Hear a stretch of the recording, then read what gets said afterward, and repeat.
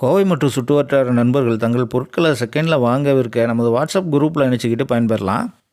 ஸ்க்ரீனில் தெரிகிற இந்த நம்பருக்கு கான்டாக்ட் பண்ணி உங்களை வாட்ஸ்அப் குரூப்பில் இணைச்சிக்கங்க.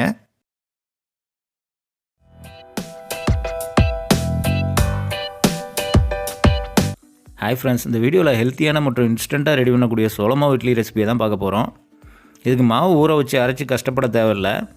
ஒரு கப் சோள மாவு, ஒரு கப் ரவை சேர்த்து சூப்பர் ஹெல்த்தியான இந்த இட்லியை செய்யலாம்.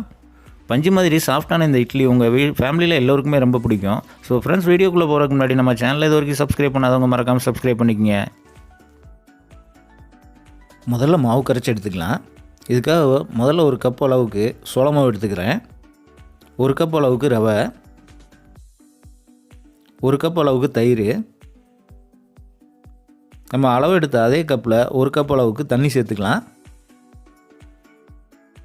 இது அத்தனையும் ஒரு தடவை நல்லா கலந்து விட்டுக்கலாம்.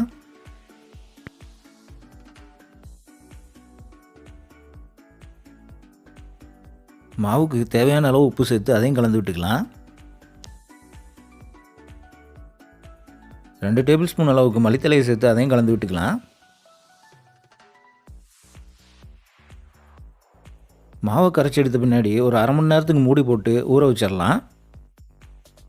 அடுத்து கடாயில் ஒரு டேபிள் ஸ்பூன் ஆயில் சேர்த்து சூடானதும் ஒரு 10 முந்திரியை போட்டு பொன்னிறமாக வறுத்து எடுத்துக்கலாம். இதில் முந்திரி ஆப்ஷனல் தான், உங்களுக்கு தேவையில்லைன்னா ஸ்கிப் பண்ணிக்கலாம். அடுத்ததாக கரைச்சி வச்ச மாவுக்கு ஒரு தாளிப்பு கொடுத்துக்கலாம். இதுக்காக ஒரு டேபிள் ஸ்பூன் கடுகு உளுந்தம் பருப்பு, ஒரு டேபிள் ஸ்பூன் கடலைப்பருப்பு, 3 பச்சை மிளகா பொடுசாக நறுக்கினது, ஒரு டேபிள் ஸ்பூன் சீரகம், கருவேப்பிலை கொஞ்சம் போல் பொடுசாக கட் பண்ணது, இது எல்லாத்தையும் ஒரு 1 நிமிஷத்துக்கு பொரிய விட்டு எடுத்துக்கலாம்.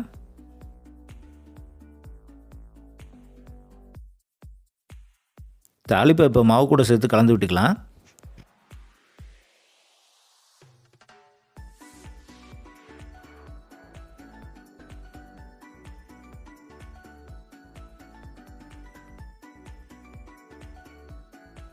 கடைசியாக மாவு கூட ஒரு டீஸ்பூன் அளவுக்கு ஈனோ சேர்த்துக்கிறேன்.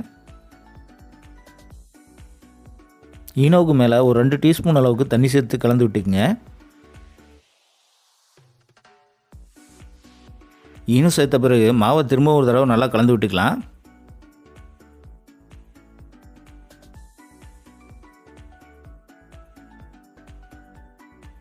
மாவை இட்லி தட்டில் ஊற்றிக்கலாம்.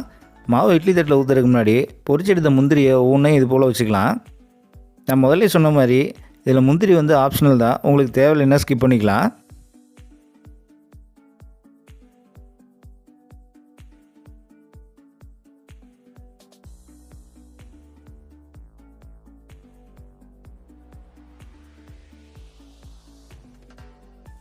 அடுத்ததாக தட்டை இட்லி பாத்திரத்தில் வச்சு இட்லி வெந்து வர வரைக்கும் வெயிட் பண்ணுவோம்.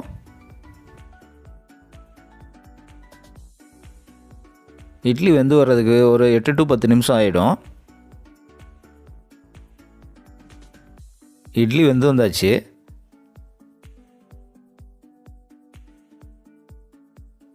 அவ்வளவுதாங்க, இட்லி ரெடி. அரிசியை ஊற வச்சு மாவு அரைச்சி கஷ்டப்படாமல் இது போல் இன்ஸ்டண்ட்டாக இட்லி செஞ்சு பாருங்கள். உங்கள் வீட்டில் எல்லோருக்குமே பிடிக்கும். இட்லியும் பஞ்சு மாதிரி அவ்வளோ சாஃப்டாக வந்திருக்கு. சோள மாவில் இந்த இட்லி செய்கிறதால உடம்புக்கு ரொம்ப ஹெல்த்தியாக இருக்கும். முக்கியமாக வெயிட் லாஸ் பண்ண விரும்புகிறவங்க இந்த இட்லியை மறக்காமல் ட்ரை பண்ணுங்கள். நீங்களும் வீட்டில் இந்த ஹெல்த்தி மற்றும் டேஸ்டியான இட்லி ரெசிபியை ட்ரை பண்ணி பார்த்துட்டு எப்படி இருந்துச்சுன்னு மறக்காமல் கமெண்ட் பண்ணுங்கள். வீடியோ பிடிச்சிருந்தா லைக், ஷேர், கமெண்ட் பண்ணிவிட்டு உங்கள் ஃப்ரெண்ட்ஸ் எல்லோருக்கும் ஷேர் பண்ணி விடுங்க. நம்ம சேனலை இது வரைக்கும் சப்ஸ்கிரைப் பண்ணாதவங்க மறக்காமல் சப்ஸ்கிரைப் பண்ணிக்கங்க.